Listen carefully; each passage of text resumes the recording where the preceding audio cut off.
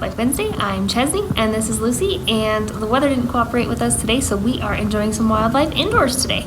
Yeah, we're at Western Wyoming Community College. We are at the Roger and Jeanne Weidner Wildlife Museum, and even though it's nasty weather outside, this is a great resource for you to come on down here at Western and check out all the wildlife inside. All right, let's go check it out.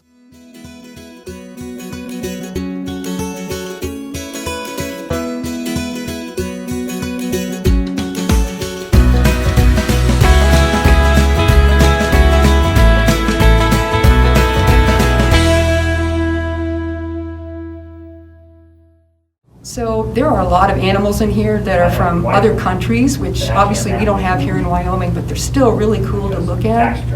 Also, there's lots of these animals that are similar to animals found in other continents, like we have buffalo, bison, elk, we have bobcats, mule deer, white-tailed deer, and of course we have mountain lions, cougars. So you're going to see a mixture here of wildlife from other continents, and then right here in your own backyard, Sweetwater County. So when you're in this museum, take the time to actually look at the mounts.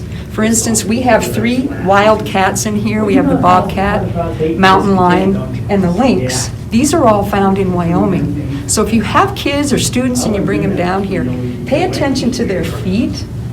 On this lynx, you can notice how big his feet are. And that's because they're basically giant snowshoes when he's running after the snowshoe hare.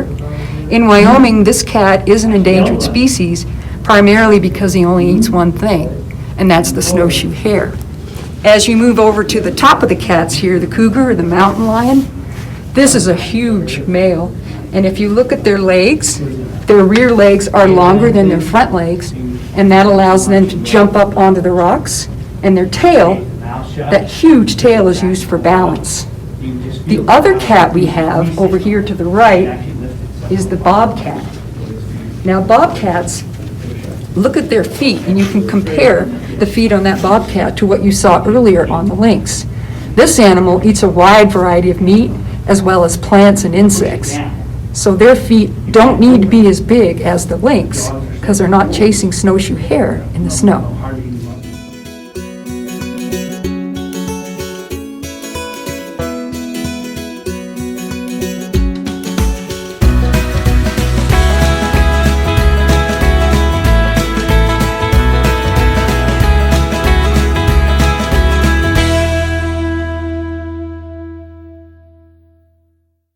So also when you're in the museum here, a lot of people take for granted that some of these animals have horns, or they'll say that animal has antlers when in fact it has horns.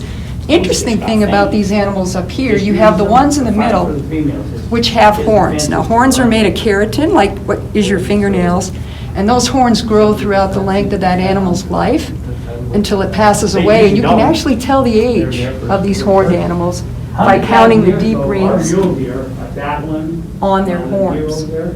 So if you're not a horned animal, to the right we've got our animals with antlers like elk and deer and moose. Antlers, as you probably know, they grow throughout the summer and early fall, and the animal actually uses these to fight during the rut. And they'll drop these antlers off sometimes in November, December, January, depending on the time of the year, and then they'll regrow them afterwards. They're made of blood and bone. So these are animals with antlers. And then if you look to the far left, we have some wonderful mounts of our antelope. Now the antelope is actually closely related to the giraffe. It is not a deer, it's not in the elk family, deer family. They have horns. Those black horns there, they actually shed those sheaths in November or December, and they'll have a little bony structure underneath, and then they'll grow another set of horns. So after I just told you the difference between horns and antlers, Wyoming's pronghorn antelope actually shed those horn sheaths, and they'll regrow those horns. All right, so we're outside of the museum now, and we're walking around Western. And another great thing about the college is that they have some prehistoric wildlife as well. Yeah, they sure do. What kid doesn't like dinosaurs, right? So Western's also a great resource for you to come down and learn about dinosaurs. So, all right, well, we hope you enjoyed this Wildlife Wednesday, and hopefully the weather cooperates for us next week. So, again, I'm Chesney. This is Lucy. Thanks for joining us.